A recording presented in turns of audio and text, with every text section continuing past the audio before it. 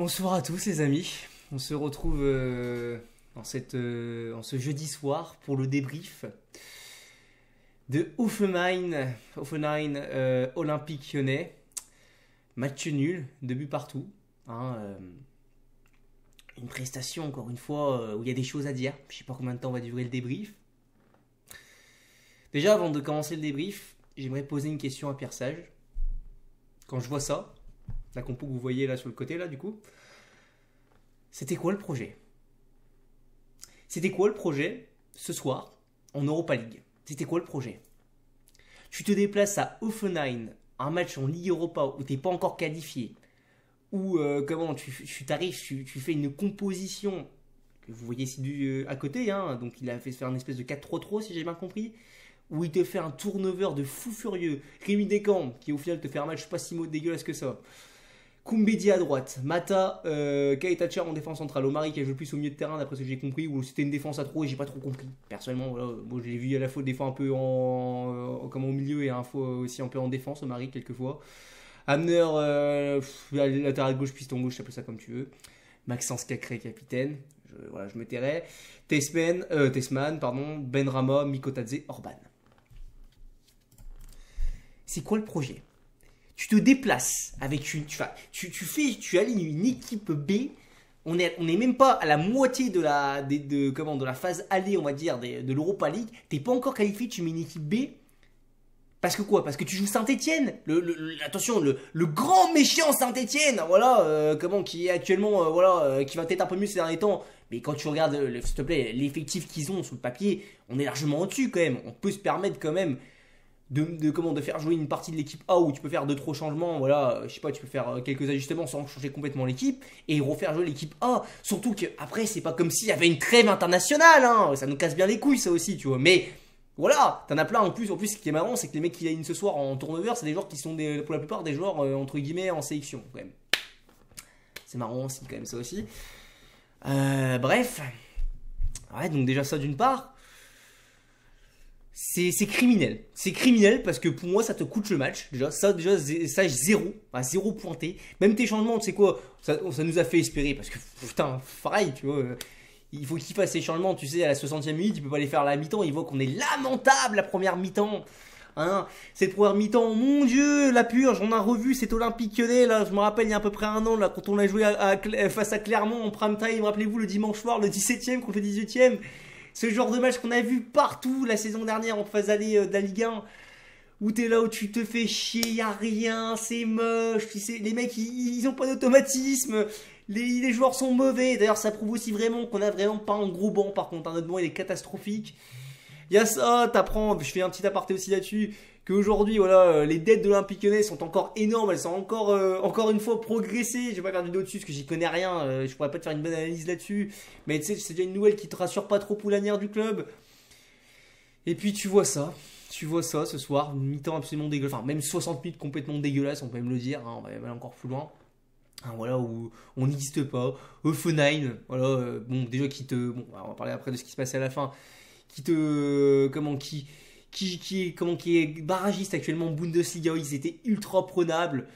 T'es là, je sais pas, tu peux pas faire ton turnover quand tu es qualifié en Europa League, que tu vas jouer, je sais pas, par exemple, comment il s'appelle, Karabakh, que tu vas jouer là, dans cette phase allée d'Europa League, quand tu seras déjà qualifié, possiblement, si tu te qualifies, bien sûr, je mets ça entre guillemets, on sait jamais, hein.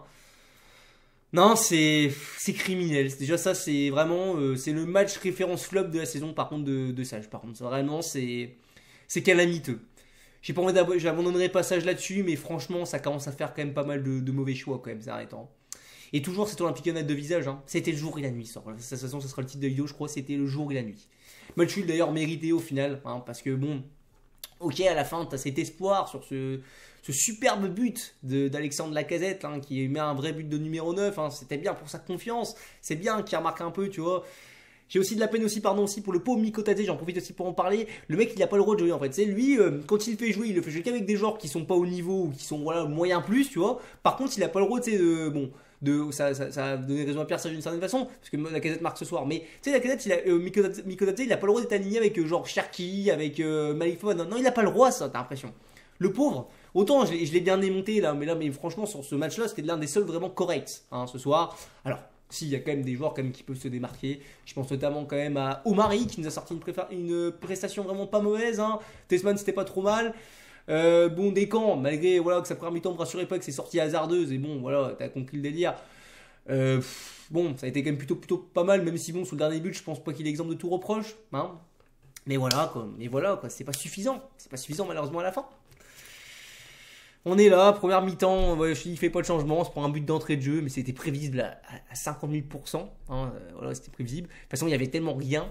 Que c'était obligé que ça fasse ça. Qu'est-ce que tu voulais faire avec l'effectif que je vous ai montré en début de vidéo, là, enfin avec la compo? Tu vas aller où avec ça en Europa League? Même si c'est comme je le dis, une équipe de Hoffenheim qui est malade. Putain, c'est l'Europa League, c'est la Coupe d'Europe. Les équipes jouent différemment, elles jouent avec beaucoup plus de cœur. Ils ont envie de se montrer, les gars, tu vois. C'est vraiment une compétition à part entière, la Coupe d'Europe. C'est pas pareil que le championnat.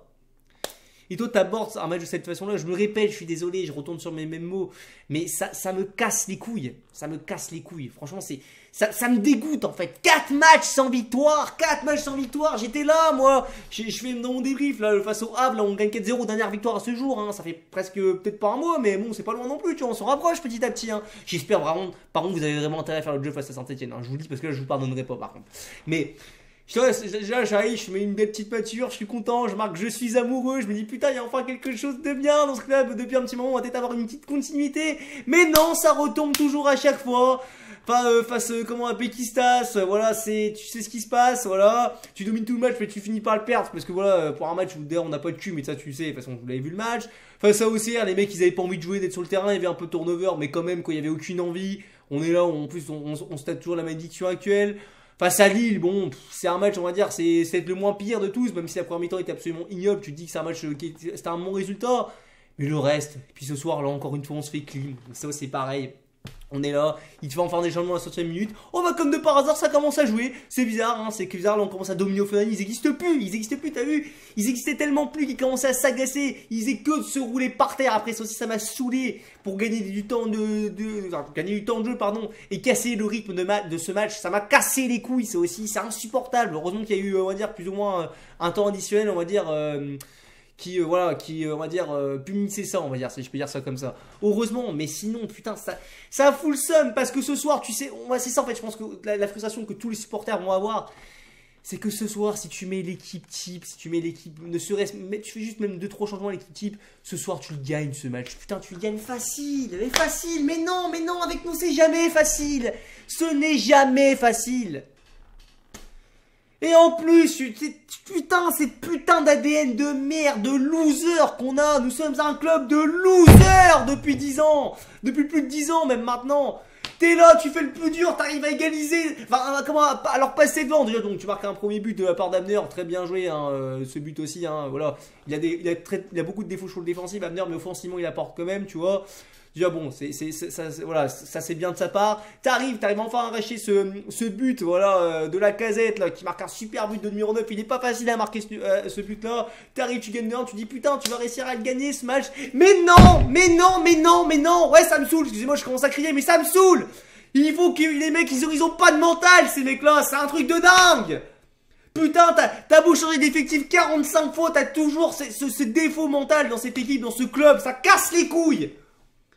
Comment on peut se faire égaliser comme ça en fin de match? Putain, ils nous l'ont fait 3 fois. Ils nous l'ont fait 3 fois au Hoffenheim. Rappelez-vous, il y a quelques années, là, je crois que c'était en 2018 ou 2019, c'était par là, il me semble. Ou 2019-2020, je sais plus. Enfin bref, t'as compris, tu vois, de quel match je parle, tu vois. Putain, c'est dingue ça, mais c'est quand même dingue. Voilà, je suis désolé, j'ai crié, je suis désolé, mais il faut que ça sorte, c'est un débrief à chaud, c'est comme ça. Mais ouais, non, franchement, qu'est-ce que je te débriefe d'autre? Qu'est-ce que je dise d'autre? Voilà, dans le jeu, bah voilà, il n'y avait rien à débriefer en première mi-temps, parce que on n'arrive à rien produire. Hein, au final, ils ont sans surdominer le match, on va dire. Ils ont réussi à avoir quelques actions et tout, et à nous plus ou moins dominer, tu vois. Nous, on n'a rien pu faire en première mi-temps, parce qu'il y avait trop peu de qualité. Qu'est-ce que tu veux faire avec Cacré au milieu de terrain? Voilà. Cacré, c'est... Ouais, je vais pas m'étaler sur lui, ouais, t'as compris. Ouais, ça, après voilà, tu fais entrer l'équipe type, entre guillemets, enfin tu fais 4 changements qui changent complètement le match avec Tolisso en plus qui rentre encore en plus à la fin. ça n'a plus rien à voir. Même si pareil, quand on avait égalisé, on a vu qu'on avait arrêté de jouer. Ça aussi, c'est un problème aussi à Lyon. Mais bon, on se répète, on fait toujours les mêmes dérives, c'est pareil. C'est fatigant. Non, vraiment, je vous jure, vous me fatiguez là. Ce club, je sais pas où on va. Enfin, je sais pas où on va. Que ça soit voilà, au niveau comment, de l'équipe, du mental, des résultats, je sais pas où ça va. Je sais pas si on peut très bien jouer la Ligue des Champions comme on peut jouer le milieu de tableau. Tu sais pas avec ce club, tu sais pas. Financièrement, pareil, tu sais pas où tu vas. Tu sais pas si comment on va réussir à construire un projet que Textor va être un bon investisseur ou s'il va nous faire couler le club comme Gérard Lopez avec Bordeaux. Tu sais pas. T'es perdu. T'es perdu. Non, franchement, ça me saoule. Ça me saoule. Franchement, comme je le dis dans le jeu à la fin. T'as vu, on les redomine après, c'est plus le même match, tu vois qu'ils n'existent plus, ils s'agacent, ils font des fautes, etc. T'arrives enfin un peu à l'arrache, certes, à mener le match et après tu te fais égaliser. Enfin bref, je me le répète, ça sert à rien. Les tops et les flops de ce match, hein, je finirai là-dessus. Donc les tops, bon bah. J'ai envie de mettre Omari, Descamps, même si bon, voilà, son match au final n'est pas parfait non plus. Descamps, je trouve qu'il a quand même fait un match plutôt correct. Il nous a quand même sauvé pas mal de buts quand même. Hein, il a fait des petits arrêts intéressants. Bon, les sorties c'était pas trop ça, il la relance aussi. C'est pas Lucas Perry, bien sûr, mais bon, c'est un gardien numéro 2, c'est comme ça. Omari, comme je l'ai dit juste avant, hein, franchement pas dégueulasse. Il mérite du temps de jeu ce joueur-là. Hein. C'est loin d'être, enfin du moins avec nous, c'est loin d'être le joueur voilà, qui fait des boulettes tout le temps. Après, comme on nous l'a vendu. Autre top, j'ai envie de mettre Mikotadze qui est sorti avant parce que je trouve qu'il faisait un bon match jusque-là. Abner, bon, défensivement c'était pas terrible, mais t'as compris. Et après les tops, bon, bah forcément j'aurais pu te mettre Lacazette, je pourrais te mettre après aussi même l'entrée de Cherki qui était pas non plus exceptionnelle, mais bon, qui m'ont apporté. Hein, Maitland Nice aussi, putain pareil, qu'est-ce qu'il a fait du bien lui quand il est rentré. Hein. Ah bah quand tu remplaces Maitland Nice, pardon, j'arrive jamais à dire bien son nom, j'arrive pas à articuler. Par Koumbedi, ça je passe tout de suite au flop. Koumbedi, ce joueur, oh mon dieu, je l'ai dit, il faut le prêter ou même le vendre, tu fais ce que tu veux, mais trouve une solution. Il n'a pas le niveau actuellement pour jouer à Lyon. Que ça soit titulaire ou en rotation, il n'a pas le niveau. Match calamiteux aussi encore une fois de Cacré, je vais pas me répéter, hein. Vous regardez les autres débriefs si vous voulez savoir ce que je pense de Cacré, est-ce que c'est bon, oui. J'en ai marre de passer une minute à chaque fois dans chaque débrief à parler de lui. Après, t'aurais pu en mettre plein d'autres, des flops, hein. Ouais, bon, voilà. Qui d'autre aussi, bah ouais, devant Ben Ramos c'était pas terrible aussi, Orban aussi, putain mon dieu, Orban, nous on voulait te défendre et tout, quand on nous voyait jouer en début de saison on trouvait ça pas trop mal, mais là ce match là, wow, poubelle. Bref, j'ai pas envie de m'étaler sur ce débrief, sinon Pierre Sage aussi en flop, bah oui je précise bien aussi, Pierre Sage aussi en flop, hein, bien évidemment aussi, hein, voilà, compo criminel, t'as compris. Mais sinon ouais, j'ai rien d'autre à vous dire sur ce débrief, désolé si j'ai pas bien articulé, si j'ai parlé vite, ça m'arrive souvent, j'aimerais bien faire des débriefs un peu plus quali. Mais comment rester, on va dire, ne pas être sanguin quand tu vois ce club-là, j'ai envie de te dire. C'est pas pour me trouver des excuses, mais bon, c'est comme ça. Bref, les gars, on se retrouve pour un prochain débrief, pour le fameux derby à la maison. Un premier derby depuis l'an 2020, si je ne me trompe pas, ou 2019, je sais plus. Vous avez intérêt à faire le job. Hein, vous avez vraiment intérêt à faire le job. Je vous dis, vous avez intérêt. Parce que si vous vous ratez, les gars, non, on vous ratera pas. Bref. N'hésitez pas à donner votre avis, que ce soit en pouce bleu ou en pouce rouge, à donner votre avis en commentaire, bien évidemment, ça m'intéresse. Donc c'est dans le respect, etc. Et nous, on se retrouve pour un prochain débrief prochainement, du coup, pour les reviews du derby. Allez, à plus les amis, et bonne soirée.